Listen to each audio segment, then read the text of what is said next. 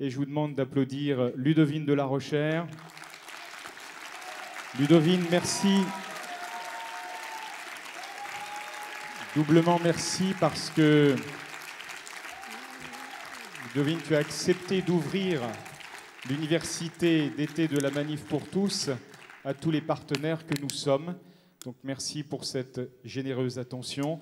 C'est dire aussi la volonté de chacun de travailler ensemble. Et nous allons parler maintenant, si j'ai bien noté, d'une procréation asexuée. Eh bien, chère Ludovine, nous vous écoutons.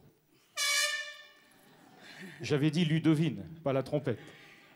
Merci, cher Franck. Chers amis présents ici dans la salle et nous suivant sur YouTube et sur les réseaux sociaux, quelle joie d'être ensemble aujourd'hui. Avant tout, un grand merci de votre participation et de votre suivi de cette université de rentrée Marchons Enfants. Alors que nous sommes à 2 semaines du 6 octobre, vous prenez généreusement sur votre temps. Vous êtes même parfois venus de loin, y compris du sud-est et du sud-ouest de la France. Voilà qui signe votre motivation et votre enthousiasme à défendre le respect du plus vulnérable, l'enfant. C'est l'un des piliers de la civilisation, cela. À défendre aussi celui qui est le cœur même de notre environnement, l'être humain. L'environnement, justement, dont on parle tant, et à juste titre, évidemment. Hier et aujourd'hui, des manifestations ont lieu un peu partout en France pour le climat. Parce que oui, nous avons fait des erreurs. Oui, nous avons fait et nous faisons n'importe quoi dès lors que la technique le permet, dès lors que l'efficacité est immédiate et la pratique rentable. Et naturellement, la planète en fait les frais, les dégâts sont là, la faune et la flore sont atteintes. Mais l'homme dans tout cela, qu'en faisons-nous? N'est-il pas à protéger aussi? Qu'est-ce que l'environnement sans l'homme? Quel sens y a-t-il à protéger l'environnement, mais à ne pas protéger l'homme? Nous devons de le préserver de nos désirs, de nos appétits, de notre voracité. Pour ma part, d'ailleurs, je fais le pari que si le projet de loi de bioéthique était voté tel qu'il est, dans 20 ans tout au plus, une autre Greta Thunberg viendra faire la leçon aux grands de ce monde qui auront permis de bricoler la procréation et la filiation humaine. Et justement, comme Franck Meyer, porte-parole du collectif des mères pour l'enfance, l'a dit ce matin, nous sommes plus d'une vingtaine d'associations rassemblées pour agir, pour intervenir, pour appeler nos concitoyens à faire entendre leur voix, leurs inquiétudes, à exprimer leur volonté de voir respecter les besoins de tout être humain. En particulier, besoin de vivre de relations avec les plus proches d'eux. Nous sommes des êtres de relations. Relations avec ceux qui lui ont donné la vie. Relations pour les connaître, les aimer, être aimé d'eux, grandir avec eux. Je veux parler évidemment en tout premier lieu du père et de la mère de chacun d'entre nous. Certes, la vie casse parfois ce lien qui lie le père à son enfant et ou la mère à son enfant. De multiples événements peuvent l'expliquer. La littérature, le cinéma, l'art d'une manière générale en témoignent largement. Pourquoi? Parce que l'éloignement d'un enfant par rapport à son père ou à sa mère marque puissamment. Pour l'intéresser, cela n'a rien d'anodin, bien au contraire. Et justement, ce n'est pas parce que cela arrive, ce n'est pas parce que parfois on en est à dire qu'il faut l'accepter, que c'est la vie, qu'il faut bien faire avec, qu'il serait acceptable de démultiplier volontairement de telles situations. Et je dis bien volontairement. Car oui, être né de tel homme et de telle femme, oui, ressembler à eux physiquement ou de caractère, a du sens, beaucoup de sens. Une femme que j'ai rencontrée récemment, née sous X, me disait l'impression qu'il avait poursuivi pendant des années d'être différente, d'être seule au monde, différente de tous ceux qui l'entouraient, proches ou lointains. Elle se sentait, selon ses propres mots, seule de son espèce, isolée. Elle ne se raccrochait à personne et donc à rien. Dans le même temps, cela ne l'empêchait pas, bien sûr, de rendre grâce à ses parents adoptifs, à leur amour, à tout ce qu'ils avaient fait pour elle, bien entendu, mais cela ne guérissait pas cet autre aspect de son histoire personnelle. L'amour est indispensable, incontournable, mais il n'est pas tout, il ne fait pas tout. L'enfant a d'autres besoins aussi. Et comme je le disais il y a un instant, elle est née sous X, ce qui signifie très clairement donc que sa mère, ou même son père et sa mère, ont été confrontés à une grossesse survenue manifestement dans un contexte de grande difficulté, au point de ne pas pouvoir garder leur enfant et de préférer qu'il soit confié à l'adoption. Épreuve de la vie, difficulté insurmontable. Mais là, en l'occurrence, aujourd'hui, avec le projet de loi de bioéthique, il s'agit de toute autre chose. Il s'agit de priver volontairement des enfants de père, de toute ascendance paternelle. Et quand on l'aura fait sur une génération, puis 2 générations, il n'y aura ni père ni grand-père. Il s'agit de priver un enfant de père et de l'amour d'un père par conséquent. Et tous ceux qui ont la chance d'être parents peuvent témoigner que cet amour est immense. On fait tout pour ses enfants. Pourquoi? Par amour, évidemment. Alors comment pourrait-on justifier que la société, le législateur, l'État fassent preuve d'une telle violence à l'égard de l'enfant, et ce, dès avant sa conception? En effet, le vote du projet de loi de bioéthique signifierait que, avant même qu'il ne soit conçu, tel ou tel enfant n'aura jamais de père. Quelle responsabilité! J'ajoute que Mme Buzyn, notre ministre des Solidarités, c'est un comble, et de la Santé, prévoit environ 2000 PMA sans père, dites PMA pour toutes, ça donne un aspect généreux, chaque année. 2000 chaque année. Pardon. Cela signifierait donc 2000 naissances sur environ 800 000 naissances annuelles. À lui seul, ce chiffre montre que nous parlons en l'occurrence d'une ultra-minorité. Une ultra-minorité qui veut faire changer la loi, redéfinir la filiation, créer une filiation qui serait fondée sur la seule volonté, qui veut détourner la médecine de sa mission. Les malades en pâtiront évidemment.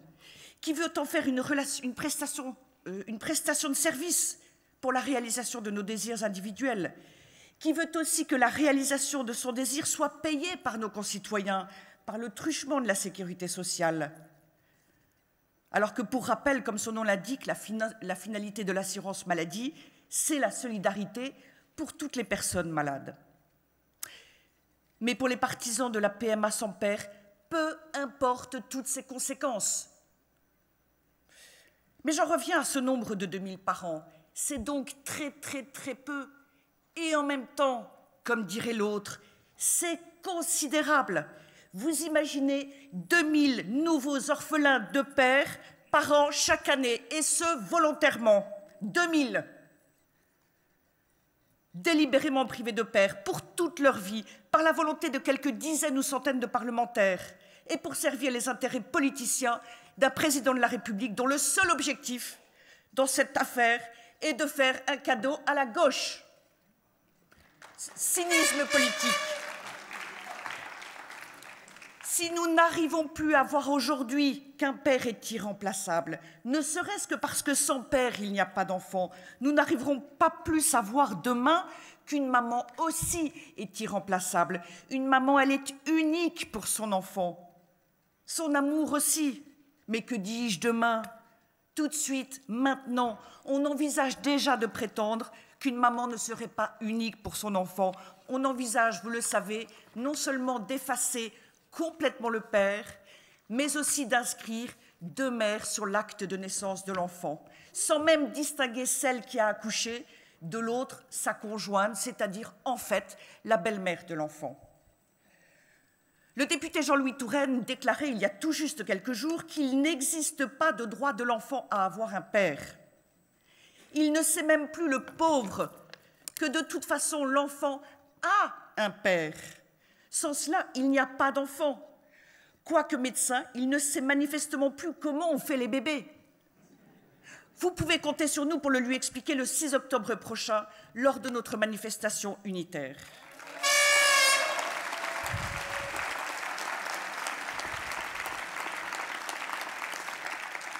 Cependant, M. Touraine a été incomplet.